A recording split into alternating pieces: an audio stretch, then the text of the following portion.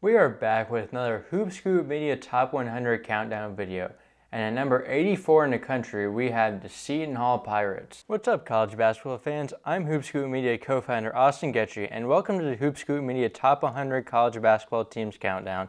In this series, we'll be counting down our top 100 teams for next season and releasing a video every day until the college basketball season begins. If you enjoy this content, please subscribe to our YouTube channel and give our social medias a follow. Simple things like that help more college basketball fans like you enjoy our content. With that being said, enjoy the rest of the video and the 99 other videos in this series. Last year was the first of the Shaheen Hollway era at Seton Hall, and it was a pretty mediocre season for the Pirates.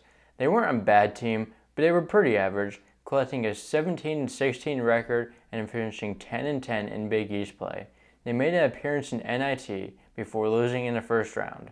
Seton Hall lost some significant pieces from last year. Their biggest loss was Tyrese Samuel, who was arguably their best player last year and is off to Florida. Casey Ndefo and Jameer Harris exhausted their eligibility.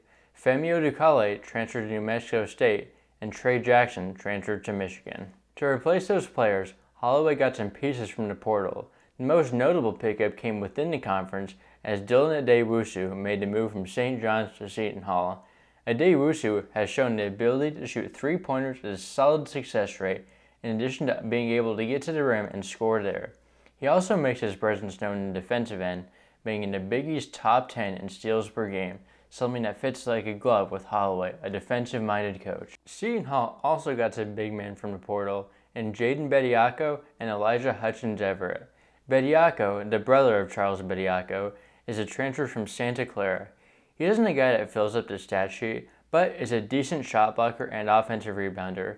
He started every game this season for a top 100 Santa Clara team, so he should provide some quality minutes for Seton Hall. Hutchins-Everett was formerly committed to Penn State in high school before the coaching change. He had a successful 2 seasons at Austin Peay, winning OVC Freshman of the Year and being named to the OVC All-Conference team as a freshman. Hutchins-Everett and Bediako should split minutes into 5 and form a solid big man duo. Seton Hall returns their starting backcourt from last year in Kadari Richmond and Alamir Dawes.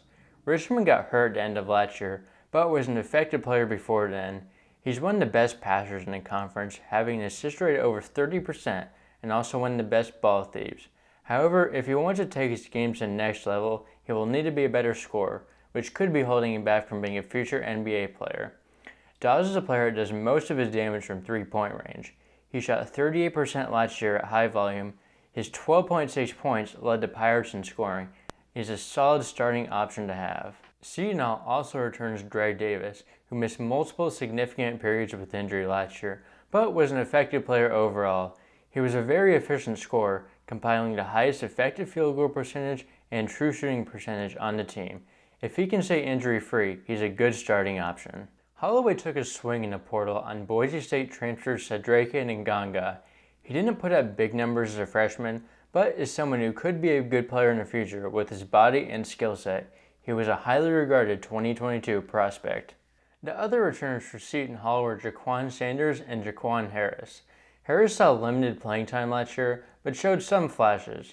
Harris redshirted last year and was a 3-star in 2022. Seton Hall also got 2 freshmen to fill out the roster. Isaiah Coleman is a College of Charleston decommit and ranked as a 4-star small forward. They also got David Tubeck, a former Memphis commit with some other decent high major offers. Overall, I'm not loving the Seton Hall team. I think they're going to be worse than last year, and I'm not super optimistic, with a Big East that is very strong on the top. However, if there's one thing they're going to be very good at, it's defense.